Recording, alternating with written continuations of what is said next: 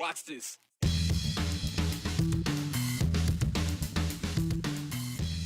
Is there anything these days that doesn't seem to break the bank? A common staple of most kitchens is now starting to rival gas and rent. We're talking about bread and what is behind the rise in cost of production for bakeries. There were 3 Republicans who voted against Idaho's abortion ban trigger law. 2 wanted it to be stricter. The other went the other way entirely. We ask outgoing State Representative Fred Wood why he did and where he sees his party going. Prayer and scripture in classrooms daily. How a decades-old Idaho statute could have brought the Bible back to the front of the class in Idaho schools. Could have, but it won't. Welcome to the 208 today, and we're going to get into some inflation talk because the prices we pay for everyday necessities, it's tough to ignore this stuff. Rent has likely risen over the last few years, depending on where you live. You're hitting $100 at the gas pump. That's probably become a regular thing. Groceries, well, those bags probably aren't as filled as they used to be for that same $100. And it's all being blamed on inflation. It's a word some of us remember from a few decades ago. And a number of the United States Bureau of Labor Statistics officially tracks using several different commodities. And for most, well, the gas seems to be that benchmark. But throughout history, people often looked at the cost of bread. And due to a range of factors, one Boise bakery says they're now having to bump up their prices to make those ends, the heels, if you will, meet. Here's Andrew Bartline. So we have a potato bread, some individual focaccias, some long ciabattas. It's a labor of love at the Acme Bakery. I don't know if I could describe it to you. And while you may be unfamiliar with the name of this Garden City-based business, you're likely familiar with their work. Start with a bag of flour and a bucket of water, and you end the day with stacks of beautiful bread. You're transforming stuff. It's magical. Michael Runsvold built this operation from the ground up. He employs a team of 15 and supplies bread to more than 50 local restaurants, coffee shops, and food trucks. That's what pays the bills, and then we have fun baking for people at the farmers market. And that fun now comes at a higher price. Runsvold increased the cost of his bread to keep up with the rising cost of ingredients. It's just a matter of inputs. Everything we use to make bread costs more, like down to employees. Runsvold says he's charging between 50 cents to $1 more per product. It's a decision he didn't want to make, but a decision he had to make to stay in business. Everything has gone through its phase of being harder to find. It's just like more work to do this work. Runsvold buys his flour from a co-op located on the Palouse. It costs $17 a bag. It's not the cheapest price he can find, but it's the most stable price. That's because he buys directly from the producer. The whole point is to avoid the commodity market where prices are set at a macro level. Wheat growers are price takers, not price makers. That means they do not set their price of sale. It's what they are offered. Idaho Wheat Commission Executive Director Casey Chumra says the global economy plays a significant role in the cost of wheat. And now the war in Ukraine is creating uncertainty and price swings. That's because Russia and Ukraine export 30% of the world's wheat. In the last 10 to 20 years, we've seen a lot more volatility in the grain markets. And if you talk to people whose grandparents grew wheat, it was a lot if it was changed 20 cents in 1 year. And now we can change 20, 40 cents in a day. Most farmers gamble on whether the commodity market price will cover the cost of production with money left over for a profit. It's an increasingly dangerous bet as diesel fuel, fertilizer, and other overhead costs increase. Anywhere from 60 to 300% increases depending on the input. So the price of production, the cost of production for producers has increased significantly in this year. The co-op Acme buys from does the opposite. The co-op sets their price based on the cost of production. This ensures the farmer makes a profit and the customer has a stable, dependable price. I don't think anybody has had an easy ride. Everybody's trying to find their feet. But as the cost of production continuously climbs, so do the co-op prices. It's a cost Runsvold has to pass on to his customer. This is how we do business, right? And while he loves what he does for a living, Runsvold is navigating unfamiliar territory. Everything has been changing so much recently that it's hard to know that you're making the right choice for what is possible in the future. Runsvold says his regular customers at the farmers market are supportive. They understand why he has to increase prices, and the restaurants that he supplies and sells bread to are already used to ingredients costing more too. So right now, this isn't exactly threatening their business, Brian, but like I said, they're navigating unfamiliar territory. It's something they're not used to. He created a business model to make the supply chain as hyper-localized as possible. So global events like Russia and Ukraine aren't exactly going to impact his prices.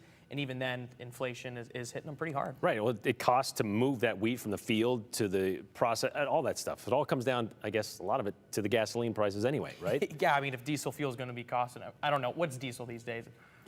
Don't know. It's more than regular gas, that's for sure. I'm paying $5.30 to fill my Jeep, but I know diesel's more than that. It is a lot more than that, and yet you're going to pay for the gas and the bread now. Yep. All right, thank you very much, Andrew. All right, we're less than 2 months from abortions being outlawed in Idaho, thanks to the Dobbs decision by the U.S. Supreme Court less than 2 weeks ago.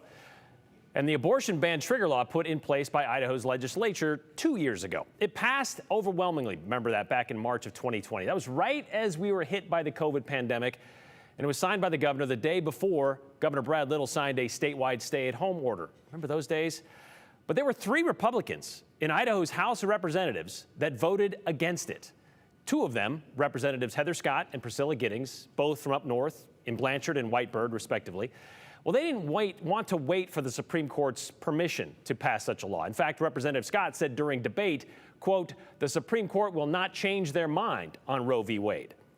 But also, both Scott and Giddings didn't believe Senate Bill 1385 went far enough. Too many exemptions, too light of a penalty. The other no vote was from Representative Fred Wood from Burley, the only physician in Idaho's legislature.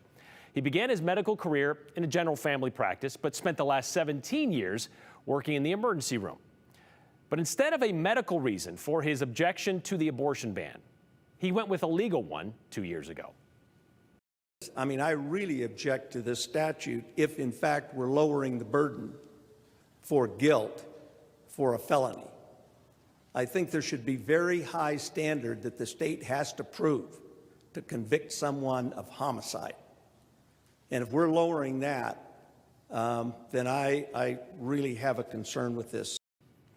Well, there were other concerns for Representative Wood. Going back to Representative Scott's sentiments, there were probably a lot of others who didn't see this ruling coming this soon. So when it did, well, we wanted to ask Representative Wood about his Republican opposition.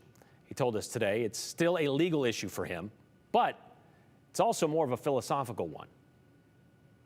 They criminalize abortion, and I'm simply opposed to that. Secondly, although there is an affirmative defense for physicians, there is no affirmative defense for anybody else who may help in an abortion or mid-level providers that may be actually prescribing abortion medication. So this basically criminalizes the procedure, and I'm just flat opposed to that. Why is that? Well, because I don't think it's a criminal act. I mean, you can be against abortion or whatever, but in my opinion, that's not a criminal act. Is it because of your experience as a physician? I mean, is this you're coming at this from a different perspective than every other Republican in the House of Representatives? Correct. You know, I started in medical school in 1968. I graduated in 1972. When I was an intern is when Roe v. Wade came about. I saw what happened, did my internship in Arizona, and I saw what happened to the many people who went to Mexico to get illegal abortions, and some died. From my perspective, and this is my opinion and my personal philosophy, what happens with my health care or the health care of anybody else is absolutely no business of local government, state government, federal government, neighbors, friends, or anybody else. That's my business. And just like nobody should be able to get between a client and their attorney, nobody should ever get between a doctor and their patient, period. And in my opinion, that is not murder. Murder is a concept, in my opinion, that is basically a religious tenet. not a tenet of common law. You know how you make abortion go away? It's pretty simple how you make abortion go away. You make unwanted pregnancies go away, Brian. But yet, you know what my colleagues are going to do? Mark my word. They will try to take away every single form of contraception that there is available, which markedly is going to increase the number of unwanted pregnancies, which is then markedly going to increase the demand for abortion. All right, so you sound like somebody who is kind of, ringing the bell, maybe a little fearful of what's next and where we are right now. I worry. I really worry. The lower socioeconomic classes some of them are not going to be able to afford contraception. There's people who make poor choices, et cetera. And then those people are going to suffer the consequences. And, all you're going to do is increase the cycle of poverty, et cetera. I've lived them. I've seen that. And that's why I voted against it. I can hear it now. I can hear Representative Fred Wood does not sound like a Republican. I've been accused of being everything but a Republican for most of the 16 years I've been there. Brian, I've been a Republican all of my life. I can remember a long time ago what Republicans used to be like. I'm a Republican. Okay. I'm a staunch fiscal conservative. I am not a social conservative. And this day and age, you can't be a conservative without being a strict social conservative in a lot of people's minds. Okay, not mine, but in a lot of people's minds. Any outgoing words for Idahoans about your party going forward? Like, where do you see this going? I'm very concerned about where the party's going. People say that we're no longer Republicans. We're Republicans. The Republican Party left us a long time ago. The Republican Party is no longer the Republican Party. I don't know what it is. There are two characteristics of the party, however, that do concern me significantly. And that is, in my opinion, they are drifting towards a theocratic totalitarianism state of mind in the party. And I think that bodes ill for the Republican Party in the long term. Well, Representative Wood won't have much to say in the direction of the party in the Idaho State House because while he will always consider himself a Republican, in about 5 months, he won't be considered a representative. His term ends November 30th of this year, the day before he turns 77, after 16 years in office. He said he decided years ago he would not run again after redistricting took place, even though many have pleaded with him to reconsider that decision. Representative Wood told us he received no backlash after that no vote 2 years ago.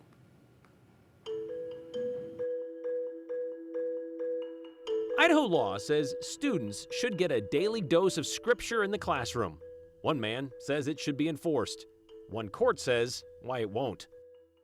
All right, if you haven't already, now's the time to join the 208 conversation. We want to know what's going on with you, or maybe you have a question for the 208 team. Comment you'd like to pass along? All of that. We make it really easy to connect with us. Text the number on your screen, 208-321-5614.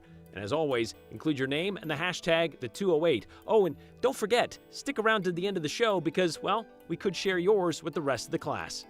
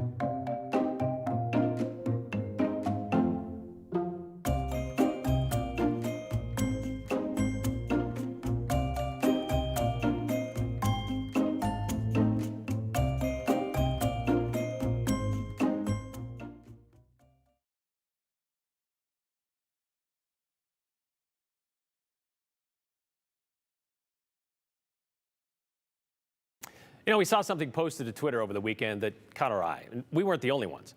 Idaho Public Television's Logan Finney was apparently perusing the Clearwater Progress, which is the local paper that covers Kuski, and he found this interesting gem. An Idaho statute from 1963 states there shall be Bible scriptures read to students each school day. The statute is still in existence and needs to be implemented, a Kuski man tells his local school district. That's what he wrote on Twitter there. Well, that Kuski man is named Jim Gribble, and he said that phrase at a June 20th board meeting of the Mountain View School District in Grangeville. However, Mr. Gribble said while a lot of people joined the meeting over Zoom, and here we are more than 2 years after we were all introduced to that meeting app, some still haven't quite figured out how to use the mute button. Well, Mr. Gribble was the one person who signed up to publicly testify in person. Title 3 statute. Yep. Statute 33-1604. It was implemented in 1963, and it states that there will be scriptures of the Bible read Oh, in the morning as well as prayer. how does it go? Without interpretation or commentary. Reading and prayer. Oh, cool. The statute is still in existence, needs to be implemented. Okay. Information You put the passed bricks there? along to every school board in the state of Idaho. Sounded like there was a mom talking to her kid, I think, at the other end of that Zoom, but you can kind of make out what Mr. Gribble was saying there, right? That's why we had the words on the screen. Well, Mr. Gribble went on to share his opinion that this statute he referred to, well, he wanted it enforced and implemented not only in the Mountain View School District, but in schools across the state. This separation of church and state has gone too far and has had its day, he said. Well, we had to know if that was still true, and it is, kinda. Here's the code he's talking about. As he mentioned, 33-1604. It says, selections from the Bible to be chosen from a list prepared from time to time by the State Board of Education shall be read daily to each occupied classroom in each school district. Such reading shall be without comment or interpretation. Any question by any pupil shall be referred for answer to the parent or the guardian. So don't talk to the teachers about it. Don't even ask the principal about it. You got a problem, go talk to your parents about it, but we're going to read you some scripture. Well, Mr. Gribble was right. It was adopted in 1963. However, that law was ruled unconstitutional a year later by the U.S. District Court of Idaho. The court said the statute conflicted with the First and 14th Amendments of the U.S. Constitution, as well as Articles 1 and 9, I believe, of the Idaho State Constitution. So that law was deemed invalid and unenforceable on July 24th, 1964, which is why Idaho schools have not implemented prayer or Bible scriptures being read in classrooms daily, nor will they likely ever again.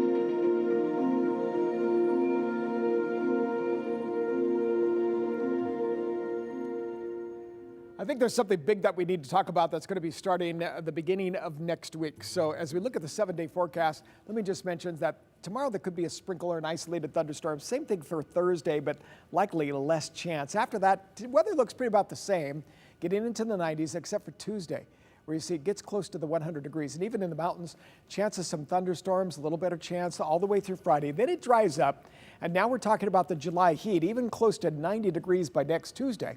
Now, the morning temperatures, the temperature trend is fairly mild until we get to about next Tuesday. I keep on saying Tuesday. Look how the lows start coming up. That means your way to work will likely be in the mid-70s or so. It's going to be a little hot, even starting in the morning. It's going to have that feel. This is going to be a hot day. So let me show you what takes place as we look at the 10-day forecast. As we get to Monday, there's that 98.